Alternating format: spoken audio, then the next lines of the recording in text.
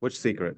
The paid parties, the coupon code 4141. Well, generally on Sunday mornings, you don't need to use the code at all. Yeah, I told you. Yes.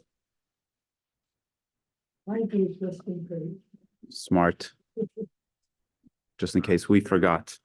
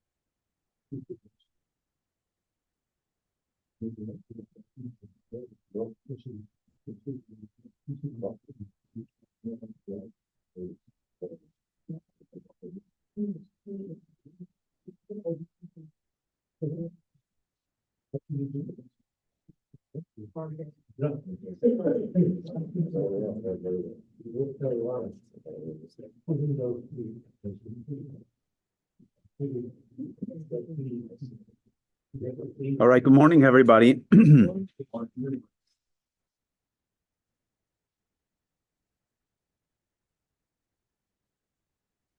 We discussed at length that the purpose of the neshama, the soul coming down to this earth, is in order to subjugate the evil inclination, and good to see you guys, and to transform darkness to light. And we do that through the 248 positive commandments, which, as we discussed at length, are the channels through which the divine energy is manifest down here. So in reverse, when we do a mitzvah, we connect to the 248 divine manifestations.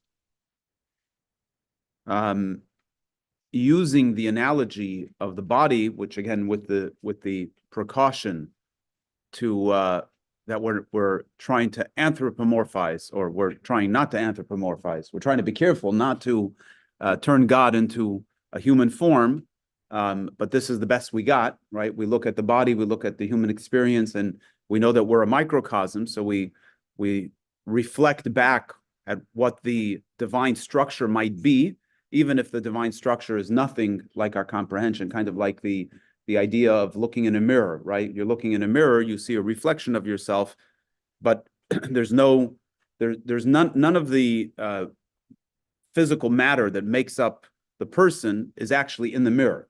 Even though it looks like the person, it's something altogether different, right? So when we are looking at the person and the human experience, and we're saying we're reflecting what God is being manifest, we're talking about two entirely different things. But the tools that we have is the visual or the intellectual comprehension of what the human experience is. So if there is this divine structure, we have right and left. Right is generally known as chesed, kindness. Left is known as gevura, discipline. Right is the giving, the left is the holding back. And we know that at the core, everything is, even the holding back is a form of kindness, right? Definitely, if it's coming from God, it's all love, it's all good, it's all positive. So even the holding back, in a sense, is a form of kindness. But yet it leans to the left side. It leans to the side of gevura, to the side of discipline. So in the right side, the right arm being chesed, kindness, and the left arm being gevura, discipline, we have, and again, following the flow here. The right is kindness, left is discipline. The arms, the organs of the body, are the divine manifestations as God manifests himself down in this earth. And we connect through that through doing the 248 positive commandments. right? If that flow continues, so then the commandments are ultimately God's manifestations down here, and they show up in two general categories, right and left. Right being those mitzvahs that are predominantly chesed, they're all chesed, and then you have those mitzvahs, those commandments that are chesed, but as they're enclosed, as they're in the disguise, so to speak, of gevura, of discipline. And these are the two things for which the land of Israel is praised for. It is a land flowing with milk and honey. Milk is white. Milk is all chesed. Milk is all kindness. And the honey is a process. It's not, even though honey is sweet, but it comes about through a process. The bees, the negativity associated with that, and so on. And these are two kindnesses, the Alter Rebbe says, like the difference between a kindness from a mother or from a father. The kindness of a mother is white, it's all good, it's all love. Kindness of a father is a little more calculated, it's a more structured, and so on and so forth. So that's where we got to last time. So we are on the bottom of page 16 if you have the handout. There's a few more copies here if anybody would like.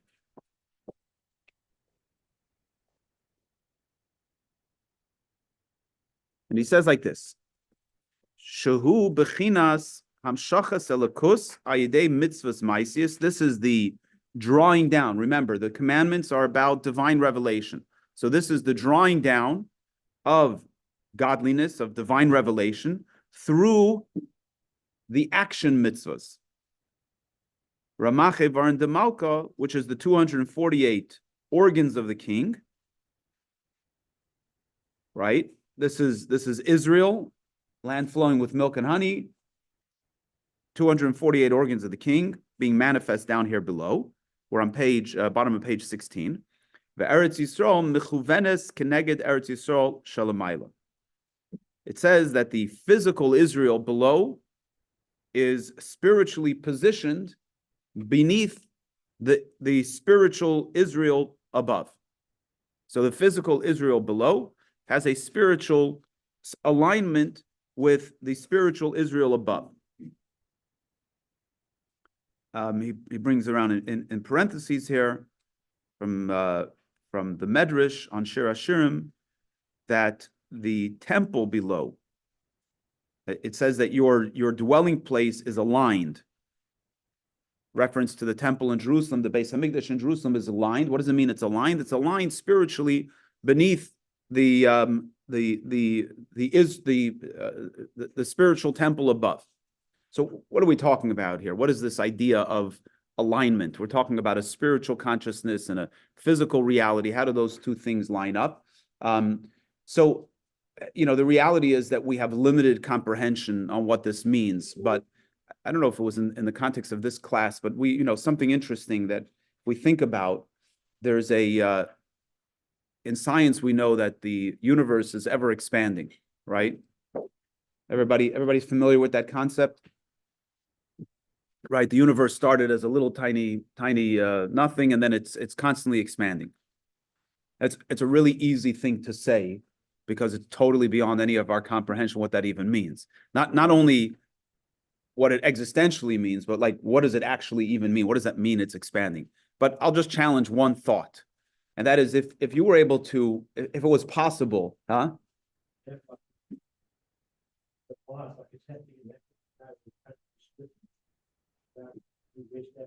Yeah. What they call the plants. And they say like in 500 years, Africa will now split completely from the north to the south. Okay, so that's all within the physical consciousness, right? Now, if we took a spaceship and we were able to get to that place, it's not possible, but conceptually, we're able to get to that place where the universe is constantly expanding, and you had a telescope and you were able to see what was on the other side, what would you see? Well, how could a physical universe expand into a place that doesn't exist, right? In other words, if you tell me there's this big gaping hole and the universe is expanding into that gaping hole, I can accept that, right? Then the question is, how big is that gaping hole? But if you're telling me that the universe itself is expanding, what's it expanding into? So, which I'm not going to attempt to answer because it's beyond my comprehension. No, I'm talking about the universe, not the earth. The universe, the whole, whatever we know about space and the galaxies and outer space and beyond, that there's a wall to this universe. That wall is constantly expanding, right? So the question is, when you get there, you actually, in theory, are at the transition point between a physical consciousness and a spiritual consciousness, right? That's the transition point, which, by the way, you don't have to go there to experience that, because we experience that right here in our present space, in our present experience. We are constantly experiencing, if we just choose to tap into it. There's a place where our physical consciousness ends. And there's that place which is where the spiritual consciousness is. And what's the transition point, right? There's a point where we don't understand anymore, and we have the capacity to move into that spiritual consciousness, but there's a transition point. And that transition point is where we let go of what we hold on to. Stanley, do you mind grabbing the door? I think someone's trying to get in. Thank you. There's a place where that transition, where we have to let go of our consciousness. We have to let go in order to be able to move into that spiritual space, which again, it's not such a novel idea if you think about it, right? Because in any relationship, as long as you're filling the space of the relationship, then you're not crossing that line. So in order to fill the space, in order to create space for someone else, you have to let go of yourself. In Hebrew, it's called bittul, the humility, the self-nullification, putting ourselves aside to create space for someone else, is where that transition takes place. But we do this intellectually, right? If you want to have a relationship with God and your whole foundation of that relationship is, I'm going to understand God, you're never going to get there, because God is beyond comprehension. So it doesn't mean you shouldn't make the effort to understand God. You need to make the effort to understand God, because that's the Torah's instruction. The Torah is given to us to attempt to understand God, but with the understanding that we're not going to. We're only going to understand as much as we can understand, and then we're going to transition into faith. We spoke about this yesterday at services, that the Torah's instruction, the commandment is to know God, v'yadaita hayom, to know God. Well, how could you know God? The answer is, you can know as much as you can know, and then you transition to faith. If I say, I believe that the sun is shining, you say, you don't have to believe the sun is shining. Walk outside and you'll see that the sun is shining. So I'm cheapening my quality of intellect if I choose to believe something that I can know. Right? You say, maybe I can't know it right now, but I can work towards knowing it. I can know certain things about godliness. I can know certain things about God. And if I open my eyes and if I take time to study, right, I will know a lot more about God. It doesn't mean I will know God. I will know more about God. And then at a certain point, and by the way, the child knows so much, and the adult, the 20-year-old and the 40-year-old and the 80-year-old, we all know different things. And each of us are spiritual children based on our level of knowledge, right? But at a certain point, the child has to graduate from being a believer into being a knower, right? The level of faith that a child has as an adult, we know that. But then when we graduate into that new space of knowing, then our faith becomes a higher faith. And then when we graduate into that space of knowing, then the faith becomes yet a higher faith. And so it goes. Saying as you grow, so you expand. That's correct. And that expansion, We ought to. And that expansion will constitute an expansion of the universe.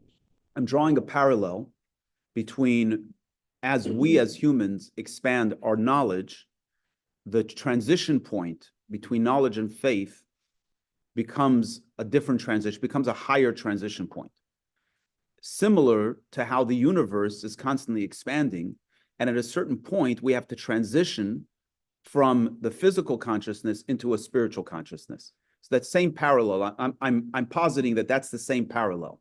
And just as we understand that we don't understand what's on the other side of that ever-expanding universe, but we see that the universe is expanding, so therefore we have faith that whatever it is, it's something beyond our comprehension.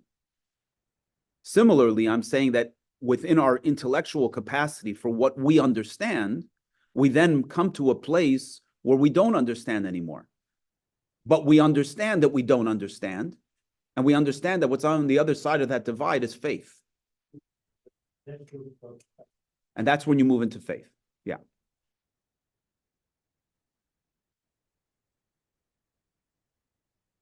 So that is to say that the spiritual, the physical space of Israel, the spiritual space of the temple of the Beis Hamikdash, the temple in Jerusalem, is aligned with its spiritual counterpart in heaven. Now, what does that mean? It means that whatever limitation the physical reality has, it's merely a mirror of what's in the spiritual consciousness. We're not going to understand what it is in the spiritual consciousness because we're finite human beings. But what we could understand is that whatever it is a mirror of, that is aligned spiritually with the physical space of Israel and the temple. And even though in the physical reality it manifests itself in a physical space, but that too is its properties. This is a really important point for the punchline of this discourse. The spiritual manifests itself in the physical, and it's exact. You're going to say if it's spiritual, so it's beyond time and space, so why does it show up in time and space? That is because the properties of whatever that is in its spiritual dimension, as it manifests itself in a physical consciousness, it becomes defined in its finite definition as such. Again, using our mirror analogy. The reason why when you look into a mirror, it's a human face that's looking back at you, that's because you're a human being. Even though the mirror is not made out of the same physical matter as the person looking into the mirror, but because you're a human being, so therefore the mirror is going to reflect a human face. If you put a dog in front of the mirror is going to reflect a dog. Why? Because the physical matter is a dog, so the mirror is reflecting a dog. In other words, even though these two things have nothing to do with each other, I'm a person, that's a mirror, but because they have a relationship with each other, and what's showing up in the mirror is a direct result of what's standing in front of the mirror, so therefore what's showing up in the mirror is going to be a manifestation of what's showing up in front of the mirror, even though the matter, the physical matter, are made up of two totally different things. In other words, because something has a relationship, therefore, whatever the nature of that relationship is, it shows up there between the two. You know, from a faith-based standpoint, that's a given. But even on a non-faith-based standpoint, so I went to visit my doctor last week, and we were talking about various different things. Great doctor. We like to hang out and schmooze. We don't always talk medicine. And he's not necessarily a man of faith. I don't know that he isn't, but it's not definitely, he's much more a man of science. But it's very interesting that even as a man of science, he recognizes, he calls it the universe. The universe brings certain things together. In other words, there's a reality why, there's an energy. There's an energy that exists in this room that can be tapped into. From a spiritual standpoint, it's a given. But people that are sensitive, right? People that are very sensitized are able to feel things when they come into a room. And that's not because they're spiritual people. It's that they just have a sensitivity. We had a gentleman yesterday here at the Kiddush who was talking about studying, he's an attorney, and he studies facial expressions. There's a whole world of science to study facial expressions. What is the face reflecting the person's experiencing? right? What's when you have somebody on the stand and you want to kind of pull information out of them, if you know how to read their face, you know how to guide the questioning. Is that a spiritual thing? No. It's an emotion which is ethereal, manifesting itself in the physical. Fine, but what is the fact? What is the learned fact? The learned fact is that an ethereal emotion manifests itself in a physical expression. So why is my right eyebrow going up? Because I'm feeling curious inside my heart. I'm emotionally feeling curious. Why does that have to do with my right eyebrow going up? The reality is that there's a relationship. Now, in the body itself, it's easier to accept that because we're one organism, right? But there's any two things that have a relationship with each other, there is a connection, there is a result, there is a bonding that takes place between those two things. And that's within a physical consciousness, which all of us experience every single day.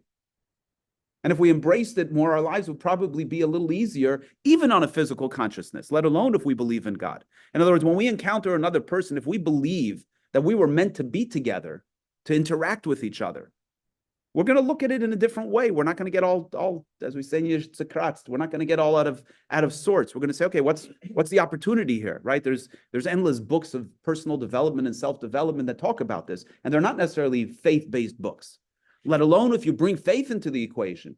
And we understand that God is orchestrating everything, so there's no chance here. Every interaction you have with a person, with an experience, with a physical object, it's because there's a relationship there. So when we talk about these kind of I don't want to say existential, these cosmic realities, right? That Israel is a place, and it's specifically a given place. And the temple in Jerusalem is specifically in a particular place. And these are all divinely orchestrated. That's because in heaven, even though heaven is spiritual, these physical manifestations are directly aligned with its spiritual counterpart. It's a manifestation. I mean, first it's a manifestation. It's a beam me up, Scotty kind of thing, right? It's a direct result of the spiritual energy being manifest in creation, right? But we don't necessarily see the beam. And then there is the flow that comes from it. Then there's the ongoing flow of divine energy that comes down through the efforts, which we're going to talk about in a minute of the observance of Torah and mitzvahs. Yes. You know there was two big Hamikdash, right? One of them King Solomon, the other one Herod built the second. King Solomon built the first one. The second one was not built by Herod. It was built under the instruction of Ezra and Nehemiah. Later on, Herod remodeled the Beis Hamikdash. So that's why it was ultimately credited to him, because he did this massive transformation, but he didn't build it. Then they gave the question. So I was going to say, I don't think it was that spiritual. So how did he know the coordinates of where to put it? Yeah. So the what Herod actually did was he didn't renovate the temple structure itself was there. What he did was he expanded. You can come with us to Israel between April 1st through 7th if you like, and we'll give you a first-hand tour. But what he did was he actually expanded the Temple Mount. He renovated, he remodeled, he added wall cover, I think he repaved the inside of the temple, he recoded the temple and stuff like that. But his main introduction was he brought in these Roman kind of introductions. They expanded the floor of the Temple Mount, which was an amazing feat. I mean, today it's not so novel. They're doing it right here on the Beltline. You basically put up a retaining wall, and they expanded the Temple Mount. They put this massive retaining wall all the way around Jerusalem and filled it in and created all these underground chambers and so on. Yeah, Herod was not a spiritual man at all. He was a pretty rough and tumble kind of guy. Okay, so this makes sense. This concept of the spiritual alignment. Okay.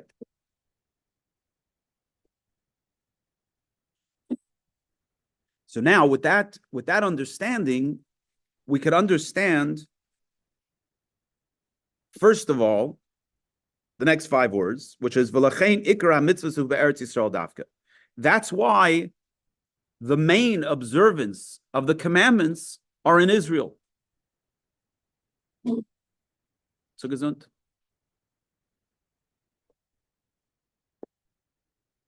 If the physical universe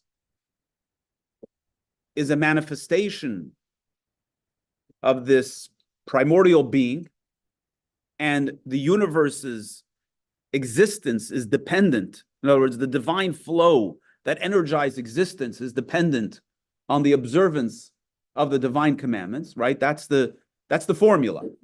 You do God's commandments, you bring down godly light. Because the world was created for the commandments, so therefore, when we do the commandments, we bring down the godly light, the world exists, the world is nurtured, the world is energized, right? As we discussed at length, when we take care of our body, we take care of the 248 organs of our body, we're a healthy person. Exercise, you take care of your heart, take care of your brain, eat that fish oil, right? All that stuff. When you do all the right stuff, then your body is healthy. You don't take care of it, the body begins to break down. Spiritually, it works the same way. Or I should say physically, universally, it works the same way. Because we observe God's commandments, we bring down the divine energy into the world that gives the world its nurture. Now, if the majority of the commandments are dependent on the land of Israel, sacrifices, many of the commandments associated with the land, the crops, the tithing, the portions of the land we have to leave over for the poor, the gifts of the land that we have to give to the priest, to the Levite, the sabbatical year, the Jubilee year, and many other laws connected with the land of Israel, which are dependent on the land of Israel, right? I don't know the exact number, but it's high up on that 248. Right? People get nervous. You want me to keep all 613 commandments? First of all, 365 of them are negative. They're don't do's. So some of them might be a little difficult, but for the most part, we're not doing most of the ones we're not supposed to do. And then in terms of the positive commandments, the 248 positive commandments, so most of them we can't observe today anyway. And if you're in the diaspora, you for sure can't observe them. So there's very few mitzvahs you have to actually do to observe God's commandments today. But the point being is that the majority of the commandments are dependent on the land of Israel. So, number one, right there, we see why Israel is so important. Because in the rest of the world, everything flows through Israel. If we in the United States, and the Rebbe once said that if the nations that fought against Israel understood how dependent they are on Israel, they would go there and protect the land of Israel. Right? The very sustenance of existence flows through Israel.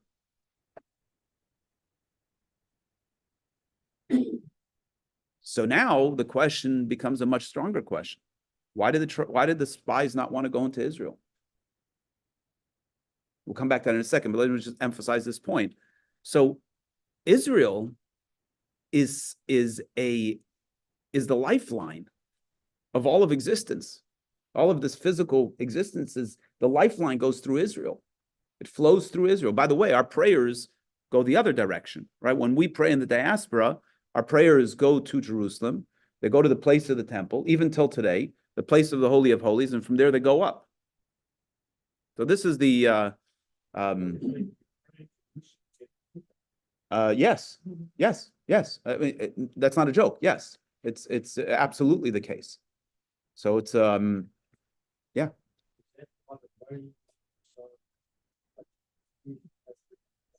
For sure. Whether people consciously know it or not, we're drawn to that. We're drawn to that because it's the divine channel. It's a fascinating concept, right? You've got the window to heaven right there, right? That's the transition point. If you think about it, actually. So we just talked about the expanding universe. It actually works the other way. The real reality is that the expanded universe comes together into this place in Jerusalem, and that's the transition point, right? We think linearly. So if the universe is expanding, so the transition point's out there. But if you think about it, it actually works the other way around. The transition point comes to here into Jerusalem, and from Jerusalem to the Holy of Holies, and that's where that transition takes place. Okay, so now let's understand what's going on with the spies. Any questions on that? Everybody get that point, why Israel's so important? By the way, if we can talk a little bit about why Israel's so contentious also. If it's so holy, if it's so important, why is it so contentious? So in brief, the concept is like this, that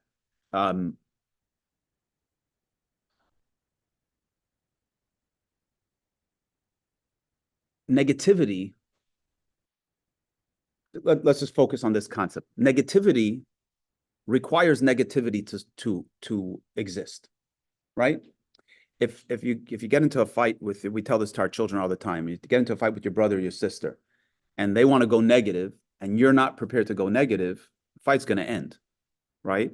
You have to meet the negativity with the negativity. If your sister's trying to irritate you, I'm saying sister because I got 6 daughters, but if your sister's trying to irritate you and you're not going to become irritable, the fight's going to end. I mean, it gets boring very quickly when you try to pick on someone and they're just not picking it up, right? It's very funny when you can actually, when one kid gets it, right? And at least even just in that particular interaction, like I'm just not, it's going to laugh at you. Like I'm not picking it up. I'm not getting it. My uncle tells me a story. My mother had 3 brothers, and my youngest uncle, short little guy, he laughs, his whole body shakes, the whole room shakes. He's just a character. And he tells me the story. He was driving with his oldest brother, who was not well. They were driving to work one day, and his oldest brother was, he wasn't feeling good. He was sick at the end of it. He died relatively young, and he wasn't feeling good. And, we all get in it when we're in a bad mood. Sometimes we take it out on other people. So he was picking on his little brother. And these were grown-ups. And he wasn't picking on him, calling him names, obviously. He was picking a fight of some sort. And his younger brother got what was going on. Like he understood that his older brother was just not feeling good, and he was taking it out on him. So he said to him, in only the way this uncle of mine, Avramesha, could do, he said something to him like, you're trying to start a fight? It's not going to work. And he started laughing. And then his brother started laughing. And they just had this big, that when they would laugh, it was the greatest. They just started laughing, right? Like, I called your bluff. You're trying to pick a fight? I'm not going there. We're just going to laugh instead. So negativity needs negativity to nurture from. Okay, let's take that up a level. Sin needs a sinner, not the person, the sinner, but the act of sinning to nurture. If you have, or put it in different words, sin needs a sinner to make the sin bad. If I have a gun on the table and I'm using it as a paperweight, there's nothing wrong with it. It's just a paperweight. If I pick up the gun with an intention to hurt someone who shouldn't be hurt, the gun becomes a tool for negativity. I give the gun its identity.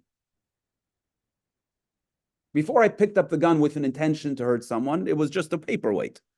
As soon as I picked it up with an intention to hurt someone, it became a tool for negativity. I gave it life in a sense. Tell me more. You have to protect yourself, protect your family. Good. Right. That's why I said if you pick a gun with an intention to hurt someone who shouldn't be hurt, 100%. If you pick up a gun to protect yourself, if you pick up a gun to defend yourself or to defend your family and so on, it becomes a tool for good, 100%. So let's go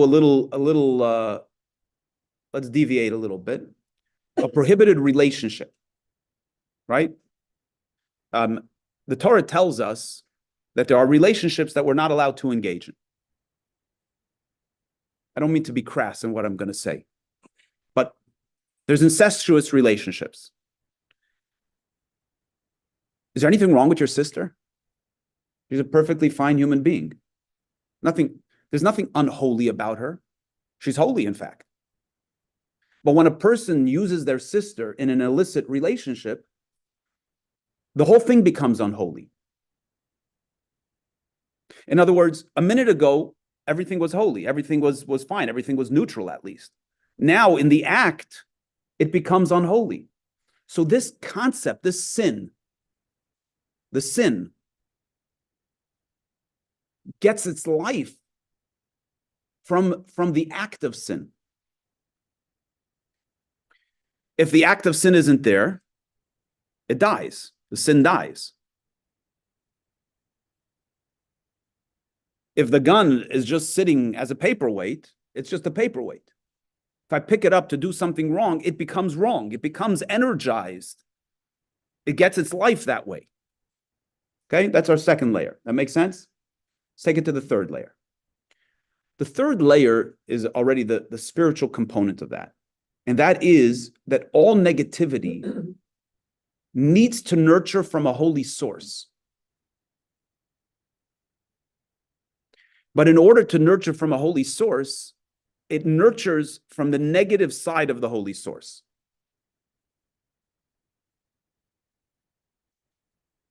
The unholy is part of God's master plan, right? God wants there to be free choice. So we have to choose between good and evil, good and bad. So there needs to be a bad. So right now, there's a bad as a concept. It's an energy, and that's the potential for sin. That potential for sin is just an energy. I can either give it life or I can kill it. I kill it by not feeding the energy. I give it life by feeding the energy, meaning engaging in the sin. When I engage in the sin, I give life to that thing. Now, if I'm not commanded not to do that, if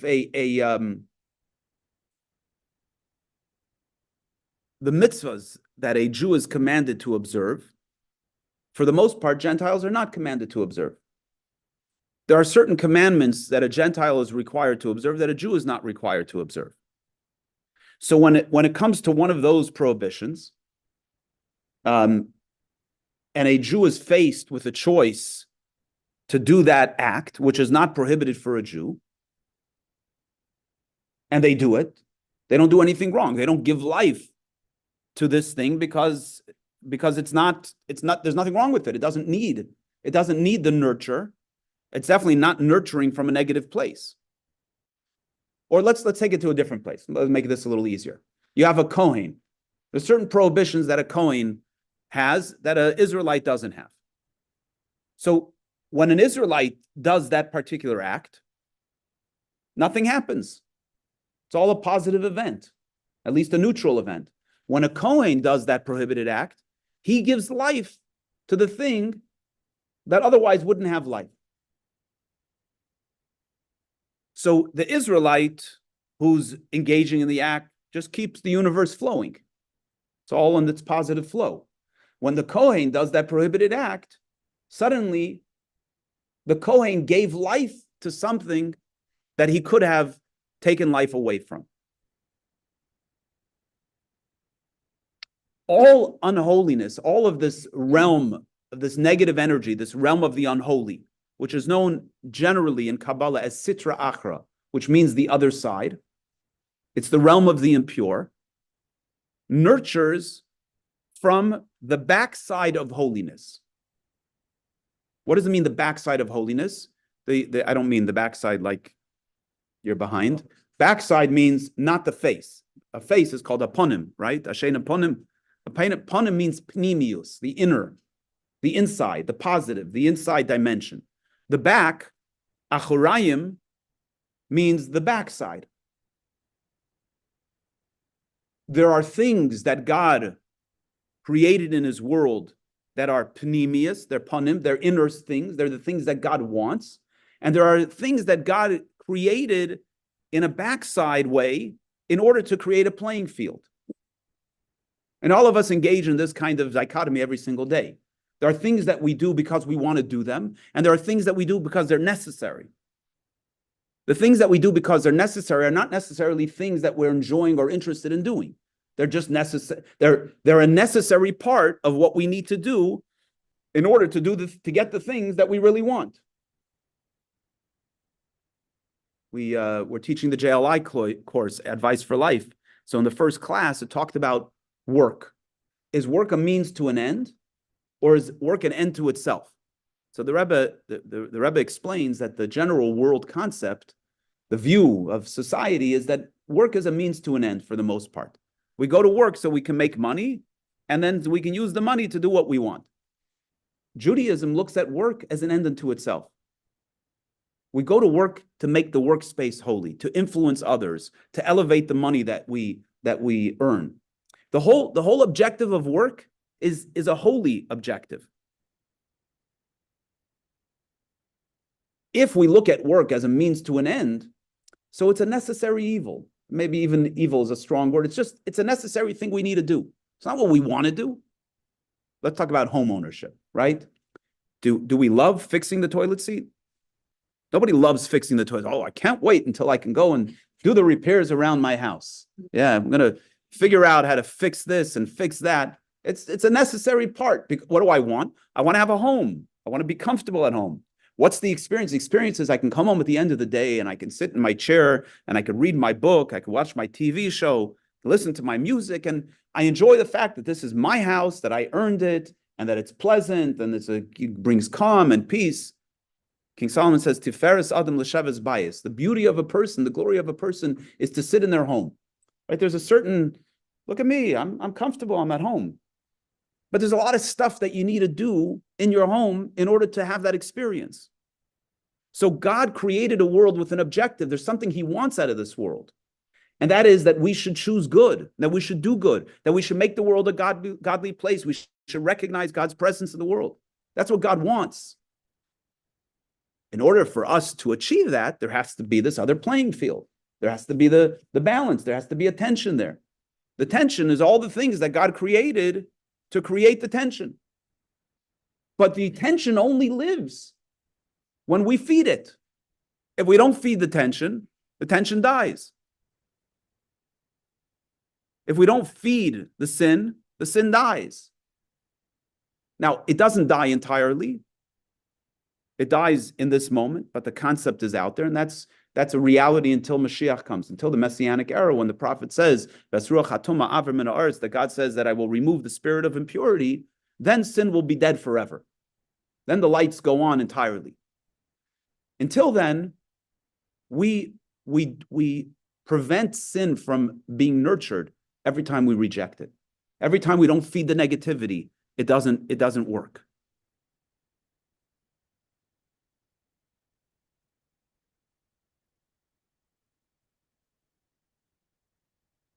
Also, Hold on one second. I'm just trying to think. I just want to get my train of thought. So where were we going with all of this? Why is Israel so contentious? Oh, why is Israel so contentious? Let me finish the thought. So why is Israel so contentious? So the reality of the nations of the world is that they need Israel to nurture. But they need in Israel, they need the holiness to nurture, to survive, as we just discussed. All the flows to the world. But it only works when Israel is not doing what it's supposed to do. The forces of negativity need the person to survive, but it only gives them their life when we don't do what we're supposed to do, when we feed their agenda. When we do our agenda, which is to serve God, then the negative forces don't survive.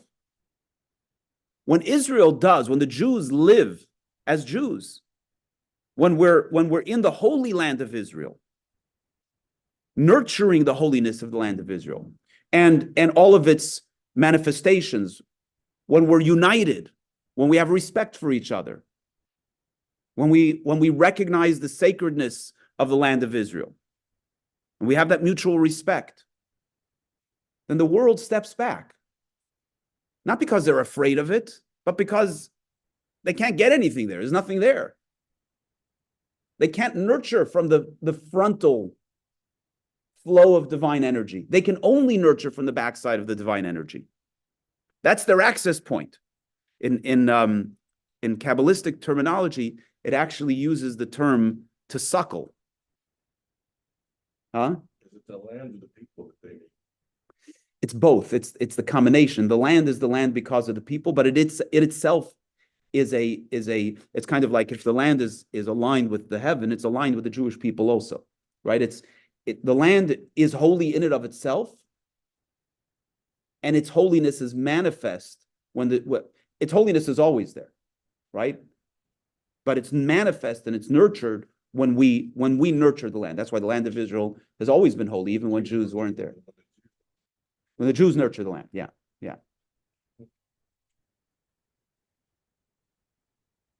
So that's its contentiousness. And it's kind of like psychologically, like there's this notion of, there's a self-sabotaging that people have for the hand that feeds them, right? There's like, it's an arrogance. It's like, you're going to feed me. I'm dependent on you. I'm going to show you I'm not dependent on you. And then what do? You go and sabotage it. It's an arrogance, right? By the way, again, we do this in our relationship with God also. We wake up in the morning and say, I exist. I don't need you, God. We don't necessarily say those words, but we feel those words a little bit. Like I'm in the, why would we ever sin? Why would we ever sin? We only sin because we basically say for that moment, I'm sorry, God, my interests are going to go first right now. What are you talking about? God is feeding you. God is your life force. But our arrogance, which again doesn't need to mean you're a big shot. The arrogance could mean your preoccupation with your own self-interest, your body, the me, which is the human condition. I'm not being critical. I'm identifying, right? The human condition is me. That's how we come into this world. So in that human condition, we sometimes put ourselves first. That's our job, is to study Torah, to study Chassidus, and bring a greater consciousness of God into our awareness so that we're more aware of where God's presence is. So we are more willing to put ourselves aside and to put God first. But the arrogance of Klippa, the arrogance of the Sitra Achra, the arrogance of this negative force, is that it pushes itself forward to bite the hand that feeds it, and it becomes contentious. Which, again, I don't want to get into the present focus on Israel. I want to focus on the spiritual, but the Rebbe often would say that if Israel would do what it is supposed to do, and it had its own self-confidence, which is a self-confidence that this is God's land that God gave to us, the world would back off. Unfortunately, now we're in a situation where Israel has been forced to take that position. But inherently, that's the way it works. Because when we are confident with who we are, when sin approaches us, when the Sitra Achra approaches us with temptation, and we say, I'm sorry, I'm God's servant, I'm not here to feed the negativity, it goes away. Maybe not the first time, maybe not the second time, but eventually it goes away. Yes? Projection of that is somewhat of arrogant selfishness, because the recognition of itself is important as well. The lack of recognition that the people in the land are therefore connected as well. Yes. Tell me your name, please. Elia. It's a great question. I'm going to answer. I was thinking about talking about this when you inspired me to talk about it. So I'm going to back into this. We're sitting in a room called Jeff's Place. This is a recovery space. There's a principle in recovery known as letting go of the obsession. So an addict, whatever their addiction is, it could be a substance, it could be alcohol, it could be a drug, an alcohol, it could be a behavior. In the throes of addiction, there's an obsession. There's a constant thinking about the addiction. You may have heard a term called white knuckling, right? Have you heard the expression? So white knuckling is where you're able to practice enough self-control that you don't engage in the behavior of the addiction. But that's not called sobriety. right? You're fighting. You're at war. It's not called sobriety because sobriety is where you let go. You surrender to the higher power, to your higher power, to God.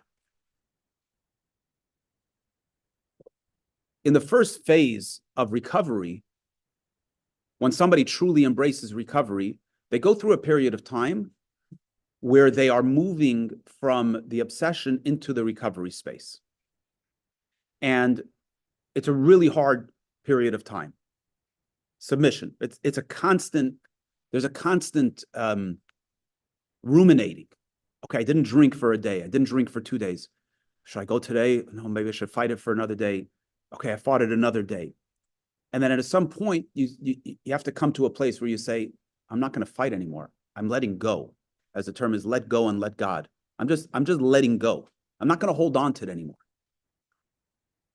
So and once a person crosses that line, it doesn't mean they're out of the woods. It just means they're ready to embrace a new path in life. They've had a shift, and they're able to embrace a new path in life that with the community and the structure of AA and whatever other form of recovery, they're able to live differently.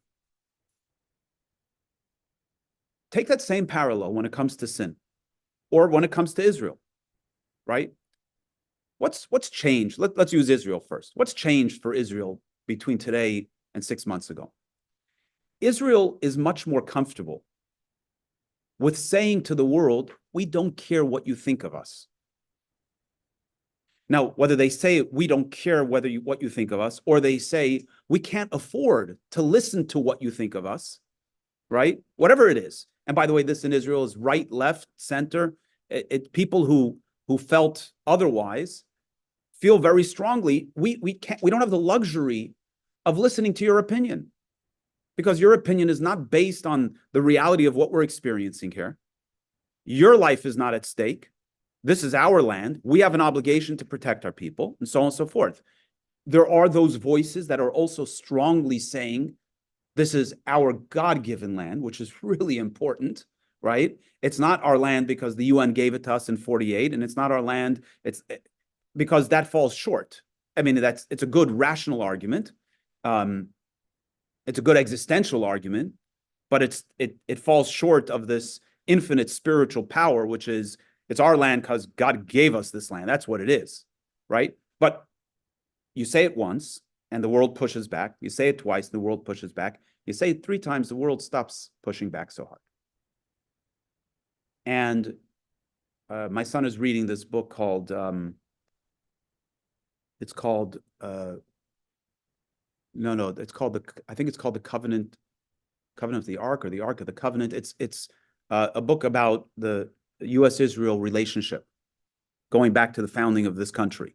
And what's really fascinating, and he shared this with us yesterday, is that we modern Americans, modern American Jews, think that the relationship between the U.S. and Israel is really a modern one, which is that Israel, the United States, needs Israel because it's the only democracy in the Middle East, right? So it's in the U.S.'s interest to make sure that Israel is safe and protected, because otherwise Islamic extremism is going to come to our shores very quickly, more than it has already, right?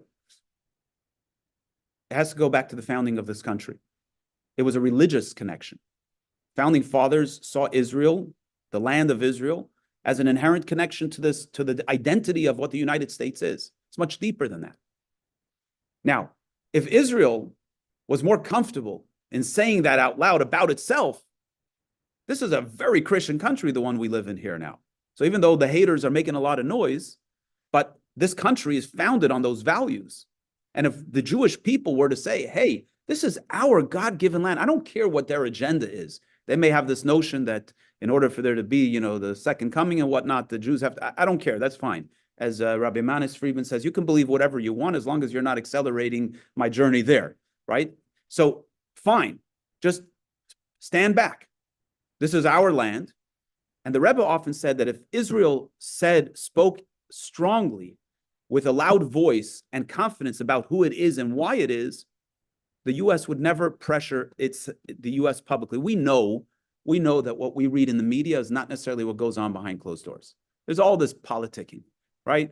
Netanyahu has to say this, and Biden has to say that, and this politician has to say. They have to say it to keep their constituents happy. It doesn't make a difference what's going on in reality. I mean, not to get into this whole discussion, but one of the issues that we already got into discussion. But anyway, but one of the issues is like everybody's upset that Netanyahu, I mean, the people that are center and left are upset at Netanyahu that he's making the statement that there's a non-two-state, not going to be a two-state solution, right? Huh? Right. But the point is that he doesn't have to say it. I'm not saying that he shouldn't say it. I'm not going to tell you my personal opinion, but I'm just saying from a political standpoint, it's just ruffling feathers. There's nobody that thinks that there's a two-state solution right now. First of all, give me a two-state solution. We can talk about it, but there is no solution. And nobody in their right mind in the West would think that there's any place for a two-state solution now. Now, maybe, anyway, my point is that those that are antagonistic to Netanyahu are saying that he's making this loud noise because he's playing politics. We know that that's going on. We know that politicking is going on. Biden says things and so on. The U.S. will never pressure Israel to do that which Israel itself is not willing to do. But Israel is willing to do it all too often, or has been. It has been. And because it has been, the world has pushed it. So to answer your question, and to take it back to the personal, the first time the Medrash says it the opposite way. It says the evil inclination will never come to a person and say, come, let's go worship idols. Right? Why? Because come to a Jew and say, let's go worship idols. Say, are you kidding me? I'm a Jew. I've never worshiped idols. So that's not how the evil inclination approaches a Jew. Evil inclination approaches a Jew and it says, today he says, do like this, which means go pray for sure. Today's a day of prayer. Go pray. Make sure that everybody sees how pious you are. Just pray with, shake, keep your eyes closed, like really make it look like you're really holy. But you're doing the right thing. But there's nothing wrong with having people think you're a wonderful person. Do kindness, but make sure everybody else knows you did the kindness, right? What happens? You feed your ego a little bit. Tomorrow, the evil inclination says, everybody already knows that you're like the king of kindness. You don't have to do so much. You don't have to give away all that money. And then the next day it says, everybody knows you're kind. You really need that money. You need to go and take care of yourself. And slowly, we suddenly become preoccupied with self. And we suddenly are worshiping ourselves. And then at some point down the line, the evil inclination says, come, let's go worship an idol, and we're ready to do it. Right? So in reverse, if we say, sorry, I'm not your friend. I might come back the next day and say, but I want to be your friend, but I'm not your friend. I don't have anything to do with you. Eventually, they'll go away. Eventually, our particular temptation, our weakness in that area becomes a strength. We're no longer willing to give in that particular thing. We see this in character development all the time, right? We may have a certain weakness or a certain strength. And if we nurture, if we fill in the gap of that weakness, maybe we're a little insecure. We come into an environment, we're not so comfortable saying hello to people. You say, you know what? I know that I have that insecurity. I'm going to walk in today. I'm going to say hello to one person. Here are my questions. I'm going to be prepared. Here are the questions I'm going to ask. We walk into the room. Oh, hello. What's your name? Where are you from? What brings you here today? Great. The next day, you say, I'm going to do it for two people. Does it become easier? A little bit. Doesn't mean your insecurity goes away entirely, but you've learned a new practice. And you learned a new practice, you're able to act on that. So again, the parallel flows all the way through. It has to do with Israel. It has to do with our own weaknesses, the temptations that we face in life, the development of our character. It's a process. It's a process. And when we're consistent with the process, eventually we become in charge, meaning our godly soul, our true identity becomes in charge of how we're going to respond, in every situation. Just parenthetically, in Tanya, the Alter Rebbe actually, which is all about ultimately pushing ourselves. So the Alter Rebbe says that when you get to a place, this is not going to be, it's not an easy end to the class. The Alter Rebbe says that when you get to a place where that which was difficult for you becomes easy, it's time to take on the next thing. You got to push your limit again. But the point being is that we can get there. Whatever things challenge us, we have the ability to push through and to move past it, for it not to be a challenge. All right, next week we're going to try to figure out what was the spies issue. Have a great week. You're welcome.